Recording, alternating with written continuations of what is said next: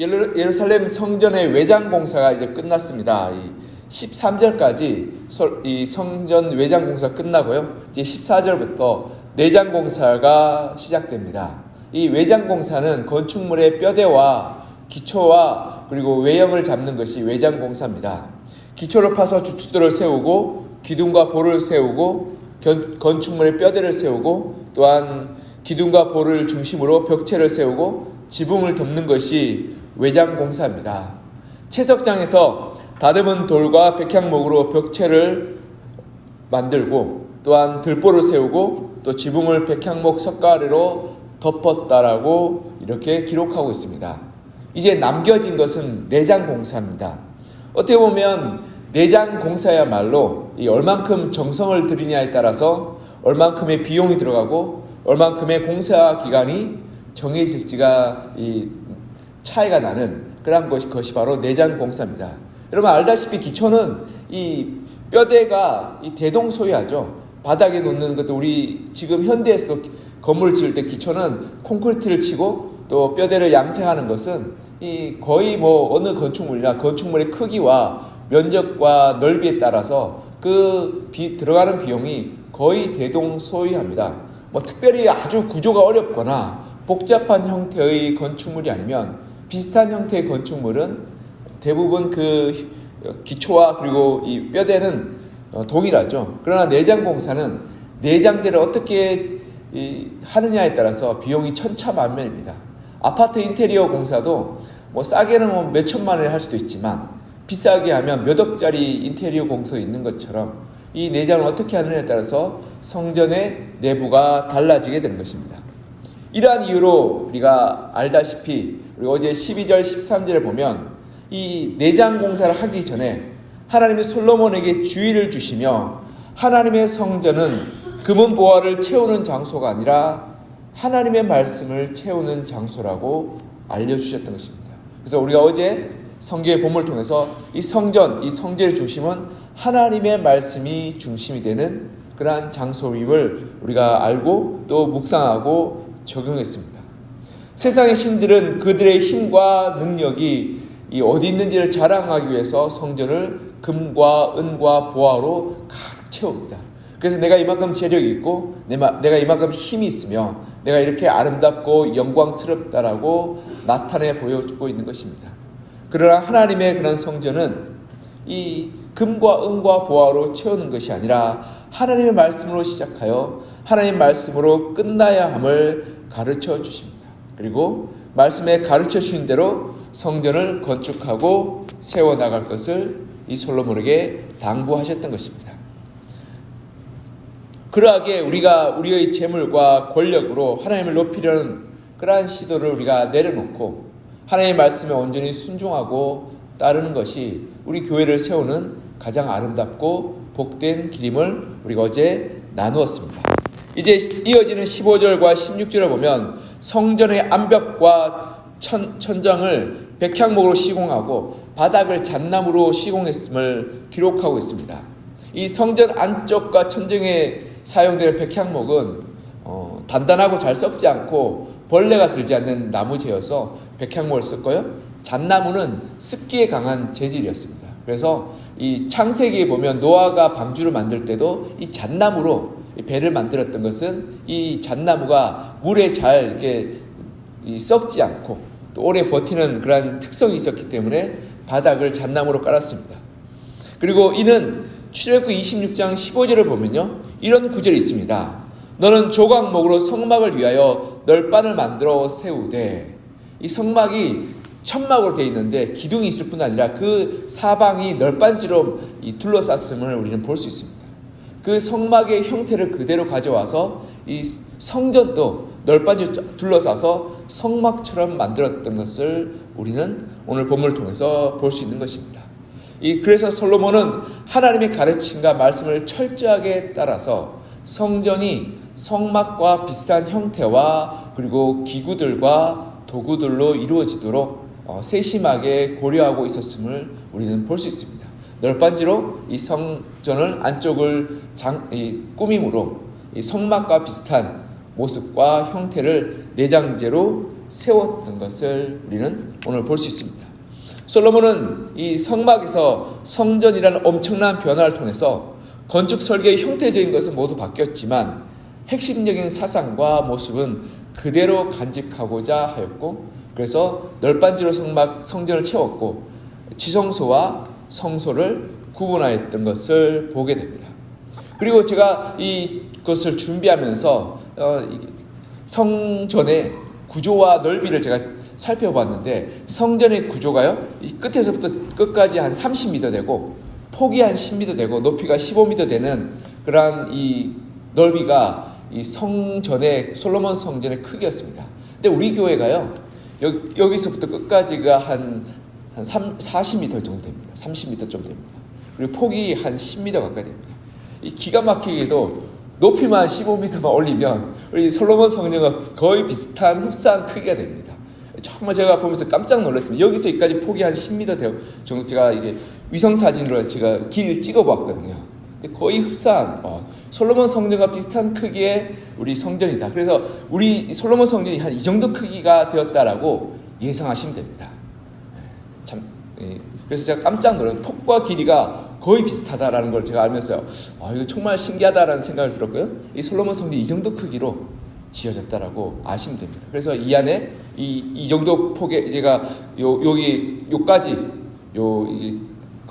회중석 앞까지가요 지성소가 되고, 그 회중석 뒤로가 성소가 되는 그러한 크기의 그러한 성전이 바로 솔로몬 성전이었습니다. 우리가 알아야 할 것은 여기서 이 솔로몬 성전이 지으면서요, 이렇게 성막의 형식을 지으면서 말씀과 하나님의 가르침과 하나님의 명령을 철저하게 지켜나갔던 것을 보면서, 우리가 세대가 변화하고 가치관이 변하면 자연히 변할 수밖에 없는 모습들이 있죠. 그래서 프로그램도 바뀌고 또 우리의 모임도 바뀌고 모습도 바뀌게 됩니다.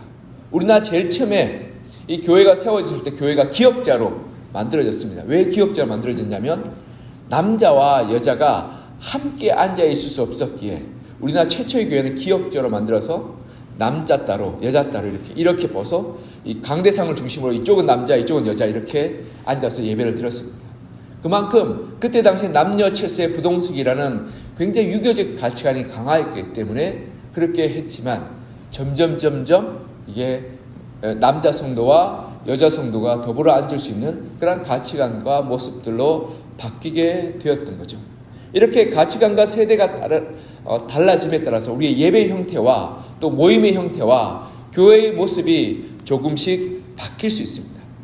그러나 그 가운데 우리의 중심은 예수 그리스도 복음은 결코 바뀌지 않고, 결코 우리가 말씀과 기도의 중심이 되어야 된다는 것은 결코 변화되지 않아야 함을 우리는 볼 수 있습니다.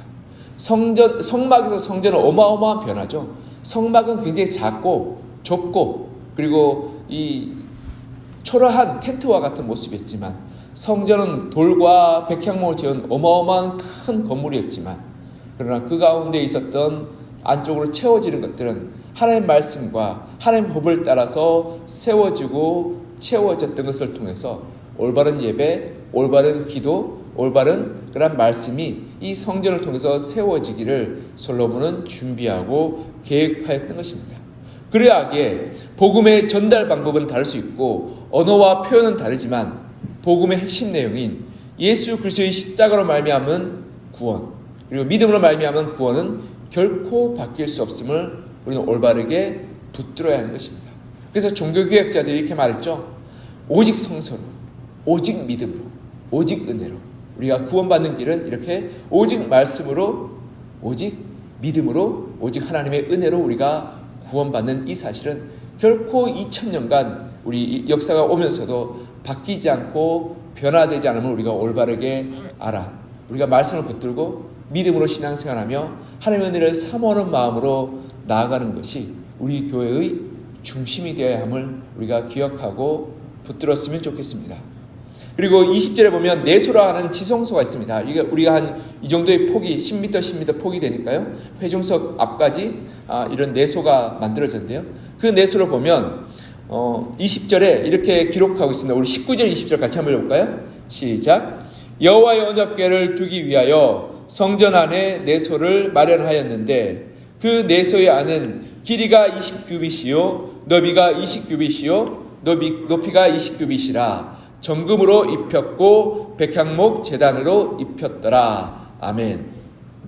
지성소는 너비와 길이와 높이가 20규빗인 정방형인 방입니다. 20규빗은 한 규빗이 약 한 45cm에서 50cm로 추측합니다. 그러니까 50cm로 추측하면 20규빗은 10m죠. 그러니까 이 폭만큼입니다. 그러니까 이 폭만큼 이만큼 더 나가고 높이도 한 10m 정도 되는 거죠. 근데 여기서 주목해야 될 것은 지성소 안과 성전 안 전체를 금으로 씌웠습니다. 이 금으로 씌웠다는 건 어마어마한 양의 금이 사용됐죠. 여러분 우리 교회 전체를 금으로 한번 바른다 생각해 보십시오. 벽체와 바닥과 천정을 다 금으로 바른다 그러면 엄청난 돈이 들어갔을 겁니다. 금으로 발라야 되니까 엄청난 금을 사용되는데 금은 주로 우리가 어떤 의미가 있을까요? 정결의 의미로 사용됩니다. 금은 변하지 않습니다. 왜냐하면 금은 굉장히 안정적인 금속이라서 다른 화합물과 화합되지 않습니다. 그래서 이 원소 분자적으로도 굉장히 안정적인 이 분자라서 다른 것과 잘 결합되지 않기 때문에 변하거나 부패하거나 녹이 슬지 않습니다. 그래서 고대로부터 금은 오래 지나도 녹이 슬지 않고 광택이 줄어들지 않으며 그리고 변하지 않는 그러한 물질로 가장 귀하고 가장 정결하다고 거룩하다고 여기는 금속이 바로 금이었습니다. 이러한 이유로 솔로몬은 이 성전 안을 금으로 다 도배하고 그리고 그 금으로 정결하게 꾸몄던 것입니다. 그리고 20절부터 이 22절까지 성전 안의 주요 부문을 금으로 입혔다는 구절이 6번이 나옵니다. 그러니까 그만큼 성전을 구석구석 다 금으로 둘렀다고 표현하고 있는 것을 볼 수 있고요. 그래서 완벽하게 하나님의 이 성전을 금으로 둘렀다. 보통 이 히브리식 표현은 2번만 반복해도 강조죠. 근데 6번을 반복해서 기록하며 금으로 둘렀다라고 이야기하고 있습니다. 근데 제가 여기서 가만히 묵상하면서요, 이 금으로 둘렀으면 얼마나 휘황찬란하겠어요. 번쩍번쩍하지 않겠습니까? 근데 여러분, 지성소가요, 이 성전의 구조를 보면 지성소가 이만큼 있고 지성소를 중간에 가로막아 버립니다. 그리고 지성소에 조명이 하나도 없습니다. 우리 본당도 조명을 다 끄면 한낮에 캄캄하죠. 왜냐하면 빛이 들어오는 창이 없습니다. 그와 마찬가지로 성전 안도 빛이 들어오는 창이 하나도 없습니다. 특히 지성소 안은 빛이 들어오는 등불도 없었고 아무것도 없었기 때문에, 그러면 제사장이 지성소에서 어떻게 활동할 수 있었을까요? 머리에 랜턴을 들고 이렇게. 지성소는 놀랍게도 이 기록을 보면 하나님의 영광의 빛으로 가득하였다라고 기록하고 있습니다. 그러하였기에 지성소에 들어가서 대제사장이 1년에 한 번씩 대속죄일에 피를 뿌릴 때 하나님의 영광의 빛 가운데 들어가서 피를 뿌렸고, 그 영광의 빛 가운데 하나님을 만났으며 하나님의 은혜의 자리로 들어갈 수 있었다라고 기록하고 있습니다. 여러분, 지성소를 아무리 아름답게 금으로 바른다 할지라도 그 자리가 밝기 아름답게 휘황찬란하게 드러날 수 있는 길은 오직 하나님의 빛이 임할 때입니다. 왜냐하면 그 안에는 아무런 조명도 없기 때문에 아무리 금과 은과 보석으로 치장한다 할지라도 하나님의 영광의 빛이 그 자리에 임하지 않는다면 그 장소는 캄캄하고 어둠에 휩싸인 그런 널빤지 반과 같고 그저 그냥 큰 홀과 같은 그러한 곳이게 될 뿐입니다. 어둡고 캄캄하고 그리고 적막한 벽과 바닥만이 느껴질 뿐인 것입니다. 즉 하나님의 임재하심, 하나님의 빛이 비추어지지 않는다면 아무리 많은 돈을 들이고 아무리 금과 은과 보화를 장식한다 할지라도 아무런 그러한 빛이 나지 않고 그리고 아무런 감동과 감흥이 없는 장소로 전락하게 되는 것입니다. 이게 우리 신앙의 중요한 교훈들이 담겨져 있습니다. 우리가 교회에 아무리 많은 돈을 들여서 아름답게 장식하고 좋은 것을 가꾸며 그리고 값진 음량 장비와 에어컨과 편의시설과 아름다운 의자와 그리고 좋은 시설을 구비한다 할지라도 여러분, 이 자리 가운데 하나님이 임재하지 않는다면 이 자리는 아무런 쓸모도 없고 감동도 없고 은혜도 없고 변화도 없는 그저 세속적인 장소로 전락하게 될 것입니다. 하나님의 임재하심이 없는, 그래서 하나님의 말씀에 순종하여 헌신되는 성도들이 없는 교회는 아무리 멋지게 짓는다 할지라도 돌무더기요 나무 조각으로 전락할 뿐인 것입니다. 여러분, 하나님의 은혜가 없는 교회는 아무리 시설이 좋다 할지라도 그것이 사람들을 변화시킬 수 없습니다. 그리고 그것으로 감동을 줄 수 없기에 결국 낡아지고 버려질 뿐인 것입니다. 하나님의 교회는 금과 은 같은 것으로 세워지지 않습니다. 하나님의 교회는 하나님의 임재하심과 하나님의 은혜로 세워짐을 우리는 이 성소의 그러한 모습을 통해서 우리는 볼 수 있습니다. 성소를 채우는 것은 하나님의 빛이요 하나님의 영광이지 사람의 조명과 사람의 노력과 사람의 그러한 금은 보화가 아님을 오늘 본문을 통해서 알 수 있는 것입니다. 우리가 우리 자신을 한번 돌아봤으면 좋겠습니다. 내가 하나님의 교회를 세워나가는 데 있어서 외적인 모습, 외적인 형태만 추구하고 있지 않는지를 우리가 돌아봤으면 좋겠습니다. 우리가 교회에 나와서 예배 드릴 때 내가 하나님의 임재하심과 하나님의 은혜를 사모하고 그 가운데 하나님을 만나고 돌아가고 있는지, 아니면 우리가 사람을 보고 건물을 보고 그리고 또한 편의시설을 보고 돌아가고 있지 않는지를 우리가 한번 돌아봤으면 좋겠습니다. 여러분, 우리가 교회에 나와서 편의시설 때문에 불편하고 힘들고 어렵고 그리고 우리 교회는 이게 없어서 너무 불편하다고 원망하고 험담한다면 그 사람은 그저 거기에 머물러 있는 신앙인 것입니다. 우리 교회에 나와서 주위의 사람들 때문에 내가 불편하고 왜 저 사람 저런 옷을 입고 나왔을까, 왜 저 사람 저런 모습으로 나왔을까라고 보고 시험 든다면 우리 신앙은 사람에게 머물러 있는 것입니다. 하나님의 교회는 하나님의 임재하심과 하나님의 은혜 가운데 나아가는 장소에 있습니다. 그 은혜와 임재하심이 없다면 우리는 캄캄한 어둠을 더듬고 그리고 그 어둠 가운데 헤매고다가 돌아가는 그러한 불쌍한 사람들일 것입니다. 그러나 교회에 나와서 하나님의 은혜와 임재하심을 체험하고 갈 때 캄캄한 곳이 하나님의 빛으로 밝혀지게 되고 하나님의 은혜의 길로 우리의 삶이 비춰지게 될 때 그 은혜와 임재하심을 말미암아 충만한 은혜와 감동으로 하나님을 만나고 돌아가게 될 것이며 그 자리 가운데 사람과 그리고 건물과 그리고 그러한 여러 가지 것들이 있을 자리가 없고 오직 하나님의 은혜와 능력만이 남게 되는 것입니다. 사랑하는 성도들, 우리의 삶 가운데 우리의 교회의 모임 가운데 중심이 하나님의 임재하심과 하나님의 은혜가 넘치기를 소망합니다. 그리고 우리가 그것을 바라며 하나님의 빛을 소망하며 우리가 교회에 나왔으면 좋겠습니다. 교회는 건물 보러 오는 것이 아니고 사람 보러 오는 것이 아니라 하나님의 임재하심을 사모함으로 나오는 장소입니다. 그래서 우리가 날마다 이 자리에 나올 때 하나님 오늘 하루의 삶 가운데서도 오늘 하루의 나의 삶 가운데 하나님께 임재하여 주시고 은혜를 베풀어 주시고 말씀하여 주셔서 우리의 삶 가운데 하나님의 은혜의 빛을 비추어 주십시오. 나의 삶의 걱정과 불안과 염려와 기도의 제목 가운데 하나님의 빛을 비추어 주셔서 하나님의 길을 보여주시고 하나님의 뜻을 밝혀주시고 하나님의 말씀을 알려주셔서 그 말씀과 빛을 붙들고 오늘 하루도 살아가게 도와달라고 사모하는 마음으로 우리가 이 예배당에 나와 부르짖고 기도하여야 할 것입니다. 그럴 때 구약의 지성소에서 대제사장인 하나님께서 빛을 비추어 주시며 이스라엘 백성들의 길과 방향을 알려주셨던 것처럼 우리 각 사람의 심령 가운데 하나님께서 빛을 비추어 주셔서 우리 삶의 길들과 그리고 나아갈 그 모습들을 알려주시고 비추어 주시고 보여주시게 될 것입니다. 그럴 때 우리의 삶은 하나님의 은혜와 영으로 충만하게 되며 우리의 교회의 모든 예배와 모임은 하나님이 주시는 감격과 은혜로 충만하게 될 것입니다.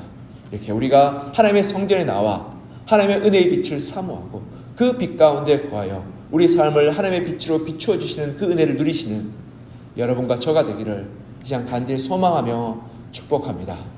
기도하겠습니다.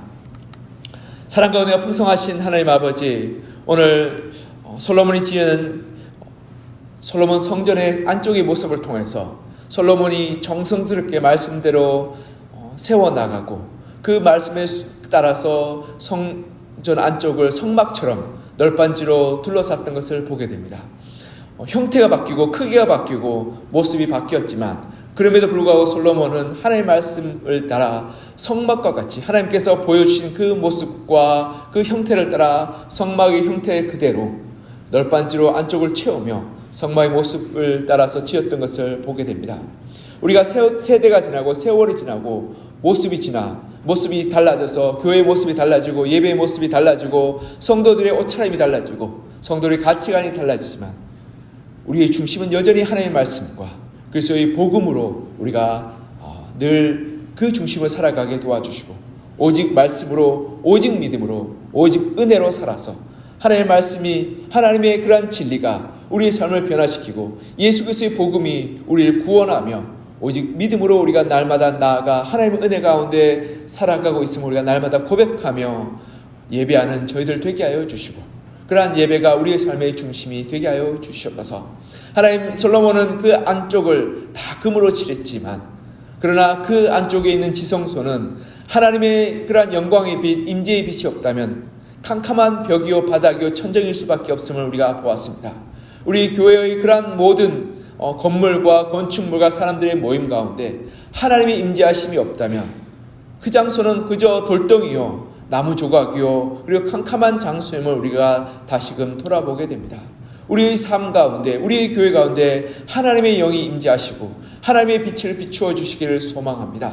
그래서 우리가 이 자리에 나와 하나님, 우리가 사람 보고 나오지 않게 하시고 건물 보고 나오지 않게 하시고 편의시설 보고 나오지 않게 하시고 오직 하나님의 임재하심과 은혜 베푸심을 사모하는 마음으로 나와 하나님의 임재하심과 우리의 기도 가운데 응답하심과 우리의 삶 가운데 빛을 비추어 주심을 바라보며 나오게 하여 주시고 그래서 우리의 삶 가운데 날마다 임하여 주셔서 우리의 삶의 길들을 하나하나를 알려주시고 비춰주시고 말씀으로 깨닫게 하여 주시면 우리가 날마다 경험하며 그리하여서 주님과 동행하는 믿음의 삶 살게 도와주시옵소서. 하나님, 우리 서봉 선교의 성도님들이 이렇게 하나님의 임재와 하나님의 은혜를 사모하는 마음으로 우리 교회에 모이게 하여 주시고 그리고 교회에 나오게 하여 주셔서 날마다 임재 가운데 하나님의 은혜 가운데 충만한 교회가 되게 하여 주시고 그런 말미암아서 우리 교회가 하나님의 비추어지는 빛과 그리고 하나님의 말씀과 하나님의 인도하심을 따라서 우리가 나아가게 도와주시고 특별히 바라옵기는 구약의 하나님께서 지성소에 임하였던 것처럼 신약에서 성령의 영이 성령의 불길이 뜨겁게 교회에 임하였던 것처럼 우리 서봉왕 성교도 성령의 뜨거운 그러한 임재하심이 흘러넘쳐서 우리 각 사람의 심령 가운데 성령으로 충만케 하여 주시고 성령의 감동과 은혜 주실 말미암아 날마다의 삶 가운데 승리하게 하여 주시옵소서. 하나님, 우리 가운데 성령을 부어 주시옵소서. 우리 가운데 성령을 충만케 하여 주시옵소서. 그래서 우리의 삶 가운데 우리 가정 가운데 우리 일터 가운데 성령을 충만해서 예수 그리스도의 증인 되게 하여 주시고 성령의 능력과 은혜 주시며 말미암아 우리가 담대히 그리스도의 사랑과 은혜를 고백하고 나누게 하여 주시며 주님이 주신 힘과 능력으로 우리가 더 사랑하고 더 섬기고 더 베풀고 하나님의 뜻을 세워나가게 도와주시옵소서.